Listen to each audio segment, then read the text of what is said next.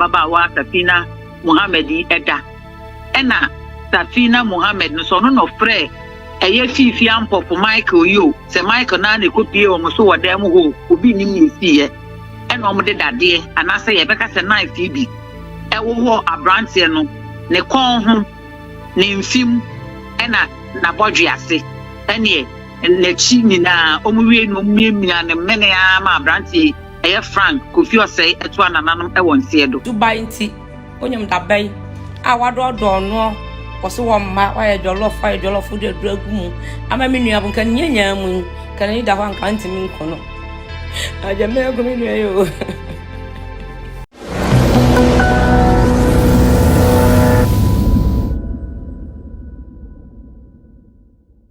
sra obai keke obi ntimi hunu gisa ama bra kwampo fukro yi a ne betime sisu yi e de akire yen nipa mienu ya wono mo kwada pamporo chiri no Safia Muhammad Adizatu ana afi Michael Fifi ampofo akon abon ma ne se wayem wo mo kwadu ya wo de bo wo mu nyina ne se wo mabom trimpo so mbedi awu amampa nso apie ama ye hunu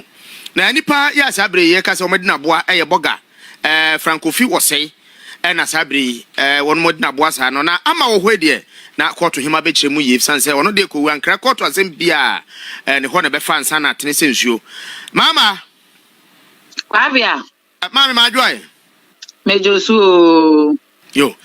mama asemi nchechire mu ne pode wona betimi asane me atimo asemi ye sei pa ne sitie ne bra no mo bokwa adu no omo se ye dempo nie me da se apia ni nyina enese ene eye chief inspector Jacob Nyakun ena ede enipa mienu eye oba fefefa ohunu ewo Angel TV so ye friend no Safina to Muhammad Adizatu ono wenya infinshia edronu miensa oye level 100 biological student legon he ya ena Michael Fifi Ampofu aku enso eye technical officer Crops Research Institute Asantemantem abranti a wato anananom ewonse adui ye friend of Frank Kofi Osei owo mfinshia aduasa ensom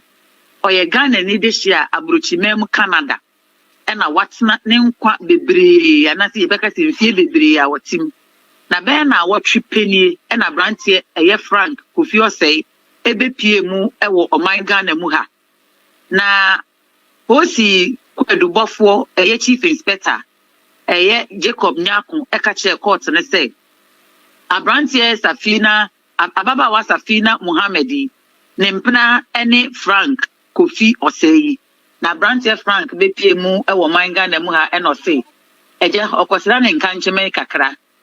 enti eye bosumi July ya ewo mu ya ne de toso edronu nan eno kosira ababa wa no ewo asalibotwe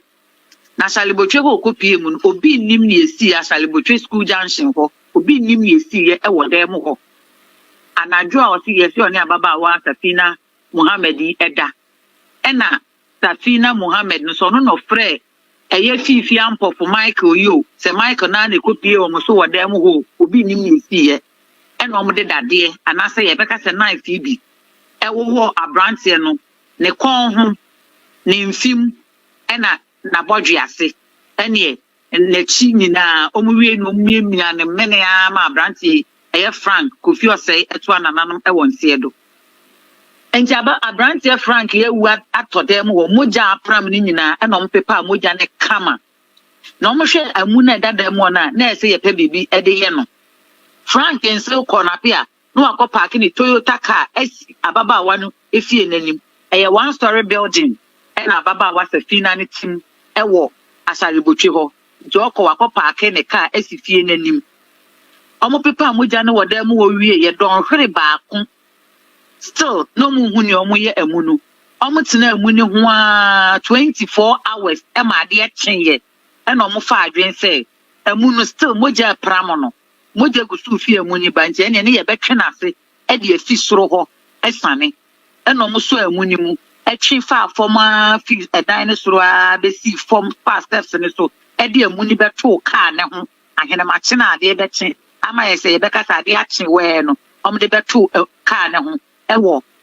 abonten wo eyo no Frank ne car no ho omuwie na moja pram fom wo ni nyina ɛne ɔmo fa mob ɛpepe bibia so kama Safina Mohammed ɛwa damfo bi osini ɛno frɛ ne ka kyɛ ne sɛ ne mpena aba ne nkyɛn na obeduye no wato anananom wɔn sɛ do onim ne ayɛ abrante nti na damfo ne ntumri kamera posini ni nso kodu wɔ hwɛ ade no sɛ Safina onipa yɛ ɔda wei deɛ sɛ yɛ dadeɛ ne yɛde awowɔ no knife ne yɛde awowɔ no ama wawu na wei a frɛ me sɛ ɔmpena abankyen a wabewu deɛ me deɛ mebɛyɛ den ɛhɔ ano no so frɛ ne namfofa posifo ni bɛka no sɛ dabi ababa wa bi ekum nipa nti mo mra de enche no e na omo kye no to omo kye no no se da bi na nya me nkwan na me kun no me ne Michael e na ekun no nti e na mo nche Michael bi nka ho e na ye kye Michael ka ho a ye do makopiem e wo Adenta District Court ene ebra kwadubofo Owura Jacob e gba amane na o che se enipa no omo susu se enyo mo mi edu pe ababa we Safina ene Michael pe e le kun Frank omo susu se enipa bonfo ni bi ka ho a omdo ho akamura nti ne omo record nyina ne say asem na say na esi eno monye nipa mienu ache but toto o maba ababa wa ne Michael kra no nti omo record the court on remand them to police custody no munya bre enye hwehwemu mapa emfen fa abrante Frank ni wo ni eho eno temo for ba otena adwam eye nana nunu enso ekire say ani asem we die mu owerem nti me remand them to police custody to remand Safina and Michael to police custody senya me adoma August bosom ni de to so etumienu yen sign for nipa mienu emepie nanim na yen hwe asem ni die na menu na wo hwa baba wa na fefefe we pa pie kam esiye na wo hwa bra me hwe kra masabo na hwa branchie enso anim fefefe si kam na hwe kwadu a ye de abom kwadu mienu so mo kan ti bom so mbedi bone a bone no na wie ye owuo ye beka se murder and a second one ye murder na conspiracy to commit the crime to wit murder and a murder na hu se ye beka se sabi edu ba bia nipa tri mo osum pa timi na ka se court remand enipa mdenu to police custody na investigators any prosecutors kire se asem no afekra no mu be fiase aye hwehwemu mapa na nipa bonfo bia ne ho bon asem no omache no edi no agina emra no anim yo mama ye beda se papa na je so mo kodam be se na otwemienu no na me de mafutuo ni se so koda wo ba dem e se de wanum didi ti na onyanum nsuo tambia sukom be de bia wonom ya na wo kọ enti mo hwe ye mema no uni skad ne be ko hotel stop it don't go don't do it maybe na eyade se Frank ni nua aba be kasa in fact oye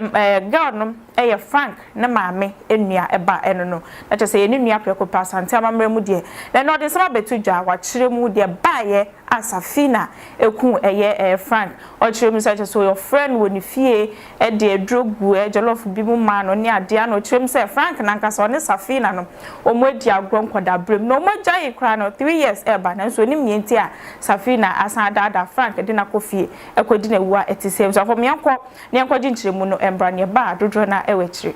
ete father for me wa kotomojam obasi me kotomojam o Canada ni na wo abema na jamela ku ne Ghana ne menua no ma ante ba e ma menua na ne ba princess Ekofi na wo Ghana na Jamila na wo de se kan wo no na obi e ka de ope no e yese yankasa ho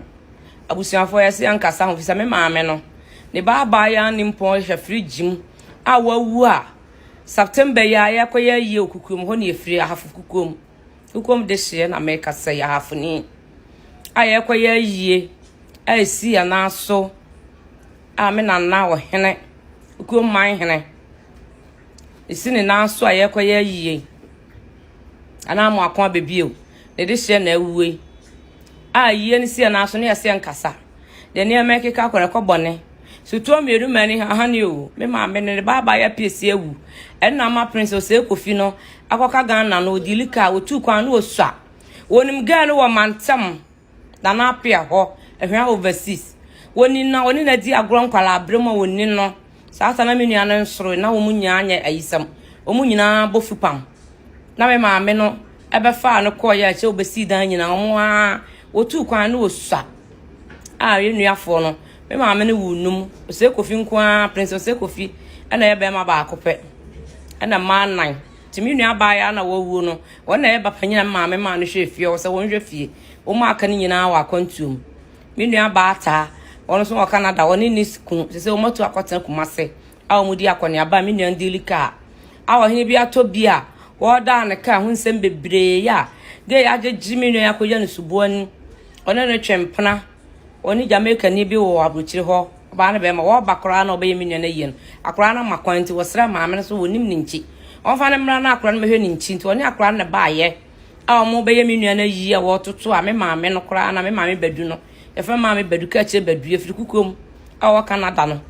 wa ya ho bo ye wo se kofi na toto ne fi esi ye nyina wo se kofi na esi ama na ehwe overseas na apia side ho on na ye bibia ama me maame a wanka bia nhyem one ne nte bone one na jai abru 3 years kura wale ama me nua na wale be 6 years ni nyinsa be na ko ntimi nhwe wono ya wono be ma ba akopenti wo pa wo uswa eswa wo bebre na ni je nkwala ho wo so wonyima wo ya adwuma pa o ton kase ton ne ma a chese e ba bia ni ho ade ma akore ya wo ntimi nhyem na usu bai nti onyam da bai a wadodo no wose wo ma wa ye jollof de dragum ama me nua bu kan nyanya mu kan ni da ho anka ntimi nkono aja me go me nua yo me na abonti ka se mo na me ma me na wa Canada no me frɛ no sa me wa America na me nua no so no mo Canada me ma me nua ba efi kukum ahafo enti asem ni sia no sa me ma me ne ba piesi awunti no nua na empese ya ba kasa ho ama na ha no sense wanyini baby o wono ni aheda ni ahodo na ne dan so awusi eso Ghana ni banundu ejatom na apia side ho hwa overseas ho ese ntimi nua boyi na okurokura na kakra wo hye no wodi wom tu kwa na o mususa ti Ghana kwa de oni ne mantam o mata elia o ma di agron kwala aberem kura ansa na wo tu kwai saata no mo nsoro ya mbotwempana so wokoba ye na eja ema bi ni ahosisa ohun boga de hosisa no se Ghana fo ma bebere wo mpran no mo de mo mpran siesi eme ka se be ma ahyew na ko hunu na so uba di boga echi a na wa me akoba paase emekuna se wo wa ho wa me ekuno wa ya papa otofon ma o manen matters what the amount wo ma usika eti no wo abrabo awom no wonu ta onu Jamaica ni bi ko wo ho onu opa wo esan se wo na ba ma ba ko pe ma 90 no we na dwuma kama a cha se wote no ho ase otu kwan o su akete no otu kwan ma me yidi ni tu kwan on enti onye obi asabe onye mba wo ntimi hwe bati ma hwe no onu opa wo ba no ko ne ba Jamaica ni ba osra oba na sa akro ni nim ni krom ti one na ba ye aye nue ye o na etoto o efra hafu kukuom a esi ni na so a na watweda na ye da me maame no kwa na age so ko ye no kura nke nti obetu akọ bisa abro chi oba ya amoa no bo na ansa ne ma no do mbegu ha eda ya osi enyina ase ama ne ba piesi awu ama ne na so pitiri wuhi ama nsam na ya ba sa ama ne tina ni da koto mojam eno ono so aye panyin oni ahoɔden bebre betima ye adwuma eti no oba fia sabe ye nti ne ba ne sidan ma ne wi a enche wo asate a wo ye nti wo wi ya na nko tuku a wa shepo ne ma ne bebre kra ode kɔ eti ayi wo frɛ ma me mo ne nyo ya me mo anu asema ye me se pa ba bi ta ma ye wo de du ho atati matwa ama no aba ti wo de wo da sɛ matwa ama tam no so ano aba ye onu aba yi a ono ni picture nam de atoto wo ni pictures nam de atoto wo story ne do aso nti no ma nti ma ye ni nyina nto ayi TikTok ho ti ma ye story ni nyina to ba CTV eti obi opeso wo hwe bia okɔ ho ba CTV obonya story ni nyina wo ho an me kan ni nyina agu ho is a drosso mi ntimi nya na ha onsa ha no ntimi fa bebre se de si ye ne se de si ha se nyina na ye se ankasa ho te me ma me nua na ye nam se da bi de ye ka kɔ no aba CTV ese me kasa ho kakra nkɔfo kra frɛ me adam aba si we de wan pa ubusuani na wante ba wu na se te na se me nim ya agu ase na me kasa ma me so ma me kasa ho ka na akire mu fu no ba bi o mo de to no nya anu anti sa na asam na ti o nya se bi a sei me nua na de wakunu kwa ta na te me nua no princess ekofi ayo on pe no ho asam kora na sa Ghana for de e maya no de bi ye fon papa na boga fo no eni o mu adi ye ne de mo mu duye wo Ghana ho o mu ye fon se bebre mpabre maya no ye fon o mu nim nyansa ena o mu wo mpra kora no ma sa fa ni pa afra ka ho enam so mo mpabre nti mo fom mema ho etu wo ya boga kwa na mo de ho twitwiw no no mo de ho taataa woni na twempra ja 3 years suba na mo ankɔhwepo suba nti no wono wo so wontimi no ntena fi so wo fi Canada ban se mo tete fa ho no ano ode ne hata na ano ode wontimi saata mo ne yire one ne yire na janti yo suba ye no nwalo na wo de hata am ne suba mo ne sa no se de bia brabo we de wontimi charge no do so eti woni wo wonte bone na awa mpra kra twen de woni obi gyae a wo so de obese nna ye no na mama nna kasa na woni ne nkasa woni ne ye bokwa mutimi kasa mutimi di nkomo mutimi ne na mama ne ma esi ehye se nipa no wo fra woni udi nkomo no wo sire nya no wo mno ntirim fi so onya bibi papa firi ho ahwe no nte ewe eye ne ya ti kwan bi ofa so ofa so no okun bia obedo basa so wo hu so obepo wakun se bone ayi ntirim se ayi no kuriya no emoja mpani tirim eti ubi ano odo no wo fra ni nya se wafa no ho adwene eti wo hu se boga bibi wo ho oba ne nsam omre o manisika o hye ne kama na wanya bibiem saa no ene wafa pran ya one ne mpranfo akuku no ayayi o de kaase ne ma bebere ba na sika wo ma mfa ka papa odem fun mienu ne ma bebere wo ma mfa na se kumna no peso yi ni free ati asefa asase so se minim se wi asan kasa se wo no obi twempra na boni ni mu a na wo pe wa do da bia me kasa asem mi se obi no ya aka wonti mmeku na nsuji so no ubom no do eti mema mnadu se mo hye hu ye o ma ho e ma bi ho Ghana for ma bi e fon se o mo mpa abrabo abo so mo pe yedie o mo na nka o mo nsanka bi nom nyo mo nyina se saa o ma abrabo ye fi o ma abrabo ye genjan eti e na wanwa se o mo nam nno so ya niema e na wanwa se o mo mfo mani kan eti se wo ba ba ya na wutunufu ye o ba ba ma na wutunufu ye abochi for ma wo ka bibia o mo du ejibi na aka bibia eja en klasam ontie yese wono a oye de no ho beto no won na ngo akwa wonum so obewu a wo frefre nkonko na yin ko wa no wo Ghana ni no sa wa no na ba wo mfa no ntu kwai oda so wo Ghana ho we de Jamaica ni de so hu na kontum no wa na we di wa wale fi ni na wo na ko walo usuba na am wan kohwepo ene ujante no abra bofon na wo se wontimi na wontimi a we kum bi wo